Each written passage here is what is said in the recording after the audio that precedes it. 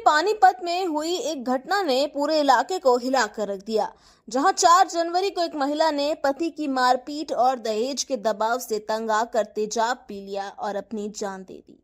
3 साल पहले सोनम की शादी अरविंद नाम के शख्स से हुई थी। शादी के बाद सोनम को एक बेटी और एक बेटा हुआ, लेकिन वह खुशी का सफर जल्द ही दुख और दर्द में बदल गया।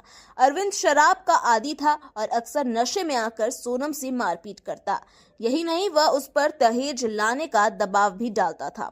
सोनम की बहन रूबी ने बताया कि सोनम पहले ही पुलिस में शिकायत कर चुकी थी, लेकिन अरविंद ने अपनी हैवानियत यहीं खत्म नहीं की। उसने शिकायत वापस लेने के लिए सोनम और उसके मायके वालों को धमकाना शुरू कर दिया।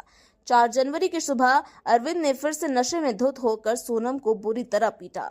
उसने थाने में दी गई शिकायत को वापस लेने के लिए दबाव बनाया। मारपीट के बाद सोनम ने इस जुल्म से तंग आकर तेजाब पी लिया।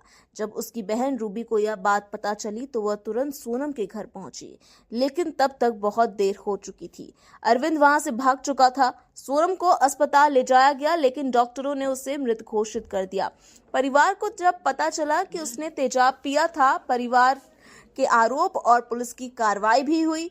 तो वही सोनम की मां शिवरानी ने बताया कि अरविंद की आदतें शादी के बाद से ही बिगड़ने लगी थी। दहेज की मांग और उसकी शराब की लत ने सोनम की जिंदगी को नर्क बना दिया था।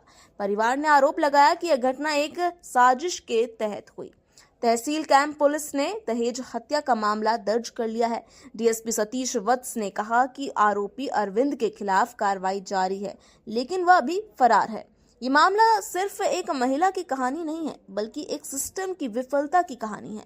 आखिर कब तक महिलाएं दहेज और घरेलू हिंसा का शिकार होती रहेंगी? कब तक समाज चुप्पी साधा रहेगा? सोनम की मौत एक सबक है, एक चीख है जो हमें याद दिलाती है कि दहेज और घरेलू हिंसा जैसी प्रथाएं आज भी हमारे समाज में गहरी जड़ें जमा चुकी है। एक मामला है सर, क्या पूरा मामला?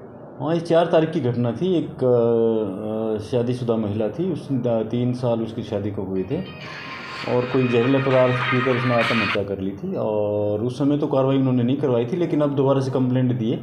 उस महिला के पति के ऊपर दहेज प्रताड़ना का आरोप उन्होंने लगाया है कि उसके कारण उसकी मृत्यु हुई। तो हमने FIR दर्ज कर ली और फर्दर उसमें इन्वेस्टिगेशन कर रहे हैं। सुसाइड कैसे किया था सर? वो कोई जहरीला पदार्थ पी के सुसाइड किया।